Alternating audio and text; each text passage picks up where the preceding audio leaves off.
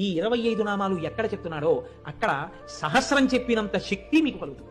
అంత గొప్ప నామాలు నేను చెప్తాను, మీరు కూడా చెప్పండి.